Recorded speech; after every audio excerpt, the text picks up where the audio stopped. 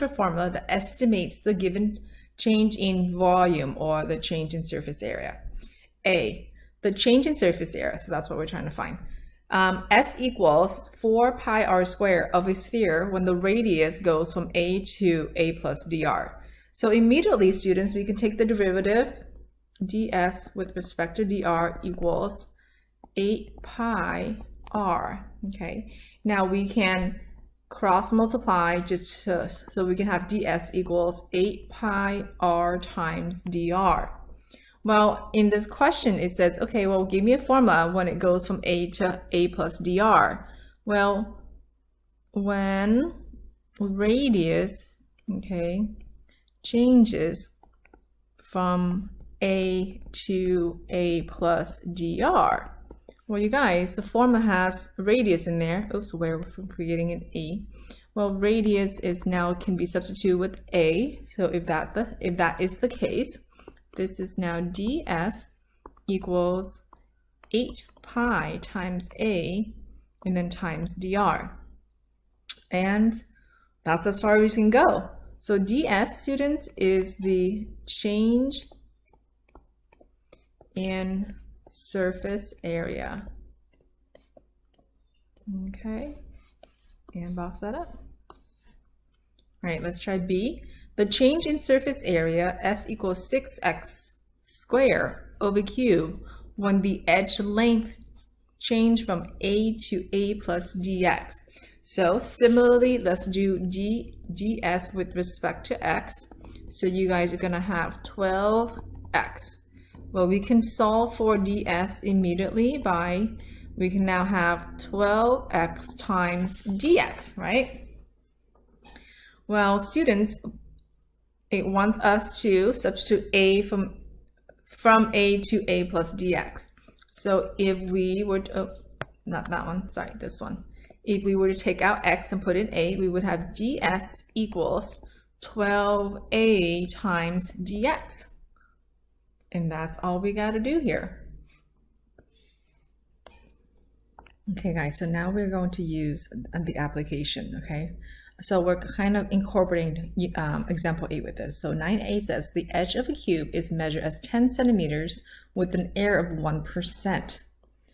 The cube's volume is to be calculated from this measurement. Estimate the percentage error in the volume calculation. So let's use a variable. So let x be one side of a cube. In this problem, one side is measured with 10 centimeters. Well, let's find the volume. So volume with respect to x of a cube is x to the third, because it's length times width times height. Since the cube, all sides are the same. Well, let's find the derivative with respect to x. So this is the change in volume with the change in the one side. So this is 3x squared.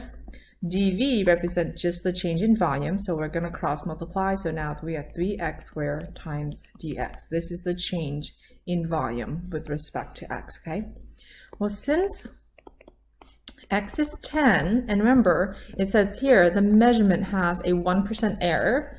Well, that means the change in x, which is the change in the measurement of one side, is going to be 1% of x. Well, 1% is 0.01 times 10. So as you can see, the measurement has an error of a 0.1 of a centimeter. So since our volume is x to the third, which has a volume of 10 to the third, which has a volume of 1,000 centimeters cubed, the change in volume that has the error is going to be 3 times, well, this is what I'm using right here, guys. 3 times x is 10, so that's square. dx, we calculate it from here, so that's going to get multiplied to here.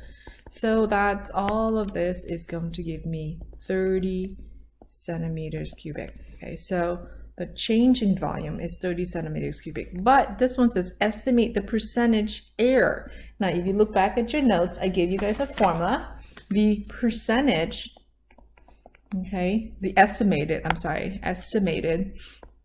formula, I gave you percent change in your formula is dF over dA. Okay, now, and then times it by 100. Well, we don't have F or dA, we have dV, okay, with respect to F of A, which is your volume. So the change in volume, this is dA, I think in your formula, this is going to be a parentheses, over volume of 10. So the change in volume divided by the volume when the side is 10, and then times 100 because it's going to be percentage. Well, we have dV, which we calculated as this. So dV is 30, volume is this, so that's 1,000, and we have to multiply by 100 because we want percentage. So students, this comes out to be 3%. Okay, so the estimated percentage of error for the volume is 3%. All right, B said, suppose the Earth were a perfect sphere and we determined its radius to be 3959 miles, so 3,959 miles, with an error of 0.1 of a mile. The Earth's surface area is to be calculated from this measurement. Estimate the percentage error in the surface area calculation. And obviously, guys, you know, I love application, and this is as real as it's gonna get, right? So anytime you guys, we human, do anything, there's always going to be some sort of an error in calculation, or an error in measurement, or just could be called a human error. So here we go. So let's start with the surface area, which is S, which is going to be 4 pi r squared for a sphere. Then we are going to try to do the derivative, okay, the change in surface with the change in radius, 8 pi times r, and if we just want the change in surface all by itself, we multiply dr to both sides, so 8 pi times r times dr. Okay, so that is that for now. Well, let's go back and check really quickly.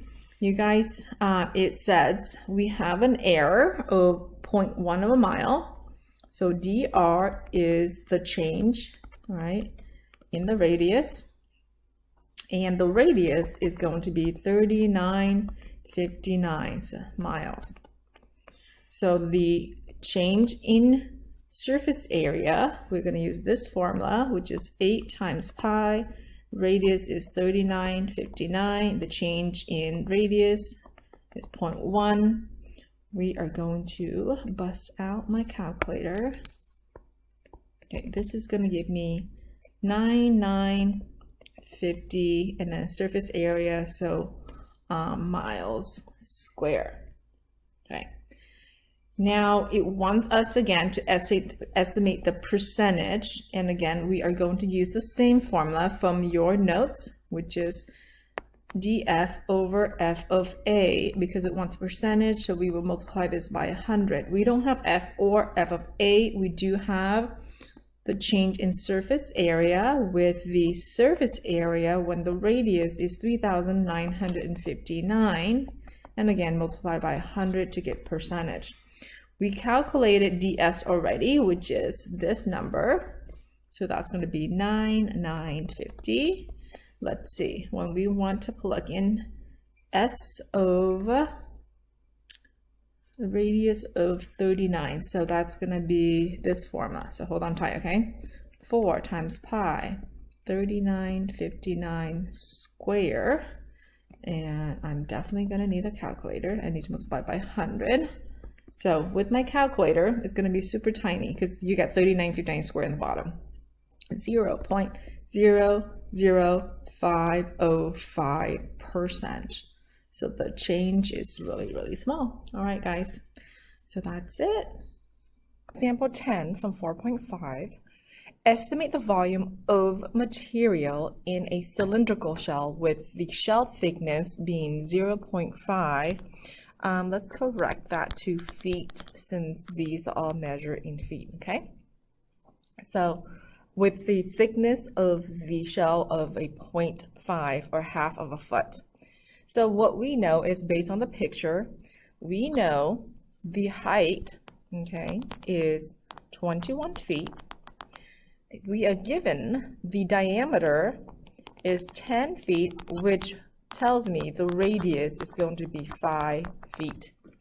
The shell thickness, as you can see, this one's just shell thickness of 1/2 foot.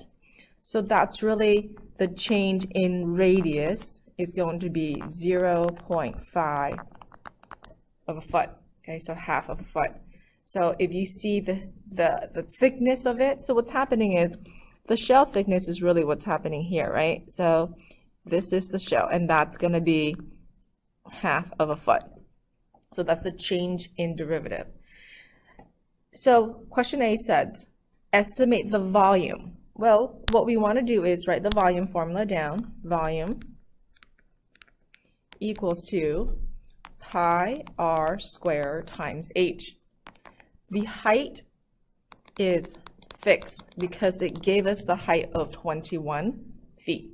Okay, so next step we want to do is we want to find the change in volume with respect to the variable, which is r, since the height is fixed. So what that's going to do is we want to do the derivative, 2 pi r times h. Well, we have to, this is estimate the volume. So we from here going to just solve for d of v, which is 2 pi r times h times dr. Well, let's plug all the stuff that we have in. 2 pi, radius, we know is 5. The height is fixed as 21, and dr is 0.5. If you don't have a calculator, I will always take the exact answer, which is 105 pi feet cubic. Okay, now if you have a calculator and you want to punch that out, I'm okay with that too. It's 329.9 cubic feet. So I will accept either answer. So these type of questions, what you really want to know is, okay, they give all of these numbers are given to me. Do I know what they represent? Okay, so that's really what you want to be mindful of. So here's B. Estimate the volume of material in a cylindrical shell with the shell thickness now being 1 inch, and they give you a new height, a new shape. The new height is 30 inches, and the radius is 6 inches. So same thing, it says estimate the volume. So the first thing you want to do is write down the volume formula. Volume is pi r squared times h, and it says estimate the volume. That means you're going to have to find the change in volume. So we want to do the derivative of volume with respect to radius. Remember, since height is given to us, the height is a fixed value, so we don't have to worry about the height. So similarly, the derivative is 2 pi r times h. Then because it says estimate the volume, we are going to solve for dv. So that's 2 pi times r times h times dr. Let's plug in everything we have. So dv is 2 pi, radius is given to you as 6 inches. Then the height is given to you as 30. The change in dr, which is the thickness of the shell, is 1. So if you don't have a calculator, I would just take it as 360 pi inches cubic and leave it just like that. Is just fine. Okay, and that's as easy as it is to find the change in volume. The height and the radius of a right circular cylinder are equal. So the cylinder's volume, is given to us as pi times h to the cube. The volume is to be calculated with an error of no more. Whoa, that's my phone.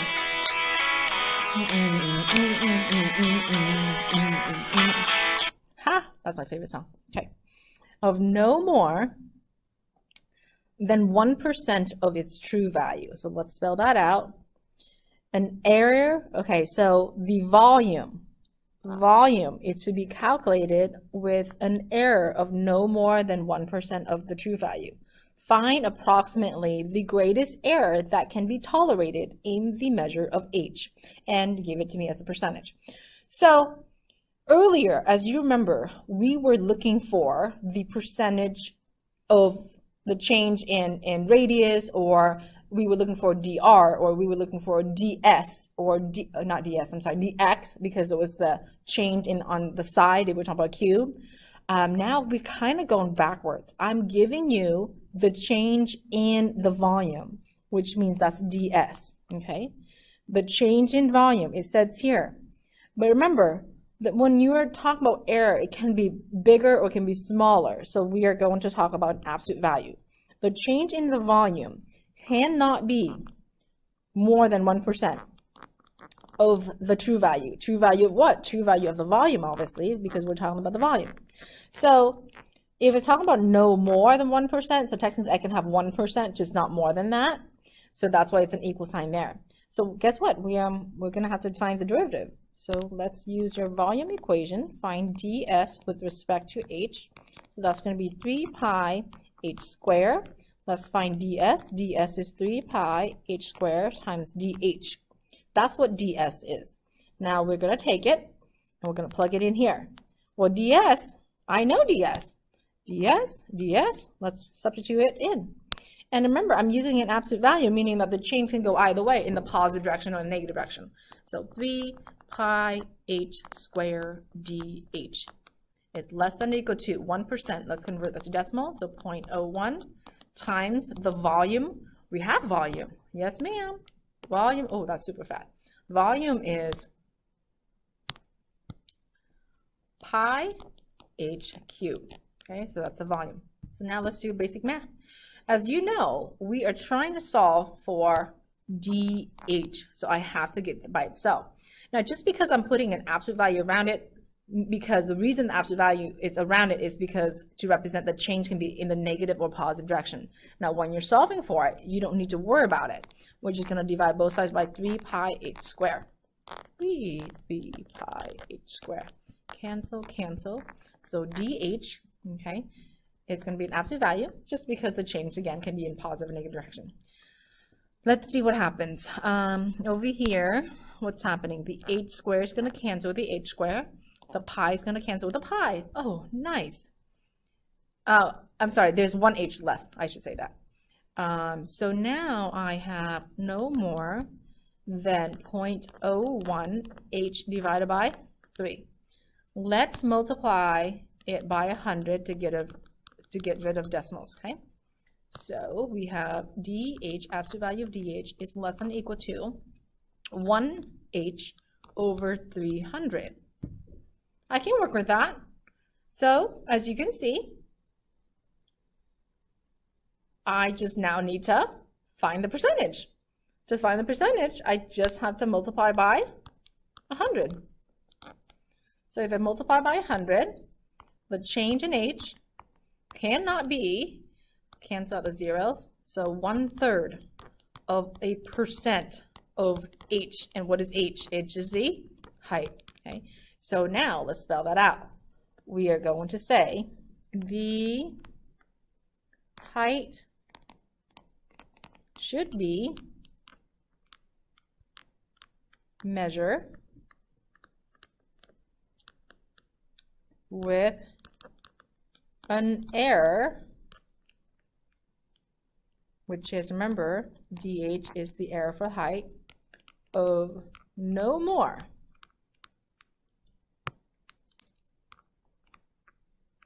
than 1/3 of a percent. Okay, so that's what all of that is. I spell that out in verbals, that way we know what I'm talking about. This is 1/3%. There's an h, that means it's all of the height. So math and English, okay, whenever you are interpreting it, that's what it means. Last problem of chapter 4. Okay. The surface area of the sphere is to be calculated with an error of no more than 1% of its true value. Again, this darn no more 1%. So I would need a surface area. And so that means surface area of the sphere is going to be 4 pi r squared. I'm probably going to need to do the derivative with respect to r. So let's take care of it. That's 8 pi times r. Let's solve for let's solve for ds. So ds equals 8 pi r dr. All right, let's leave it alone. Okay, so an error of no more than 1% of its true value. That means your change in surface area is no more then 1% of the surface area. That's what I mean, right? So let's figure it out. ds is this guy. Let's plug it in. Absolute value 8 pi r dr less than or equal to 0.01. Surface area, it's right there. Let's plug that in. 4 pi r squared. Let's solve for dr. Divide both sides by 8 pi r. Divide both sides by 8 pi r. With that, we can cancel out that and that. We currently have dr left by itself. Let's cancel some things on this side. Let's see. I have 1 r left on the top. A pi and the pi will be gone. A 4 and the 8 will give me 2. So that will leave me 0.01 over 2 of the radius. Let's multiply this so I can get rid of fractions. I normally don't like, not fractions, decimals. I don't like having decimals and fraction all together. So I'm going to multiply the top by 100. That means multiply the bottom by 100, just so that way I can have the fractions all by itself. So no more than 1 over 200 over the radius. Okay, that's what multiplication is for, the radius. But it wants it in percentage. So that's just really going to multiply this by 100. So with that, dr is going to be no more than, cancel the zeros, half of a percent. And then because of r of the actual radius of radius. Okay, so how do we spell all of that out? The radius should be, not should me, should be measured with an error, which is, remember, dr should be measured, the radius should be measured with an error of no more than half of a percent, or you can even write 0.5%, or you can write half of a percent of the actual value of the radius. Okay, and that's sort of, you can probably write a better interpretation than that, but that's pretty much what it's about. So as you can see, this one, I gave you the percentage of error in either ds or dv, or sometimes if I give you area, then it'll be dA.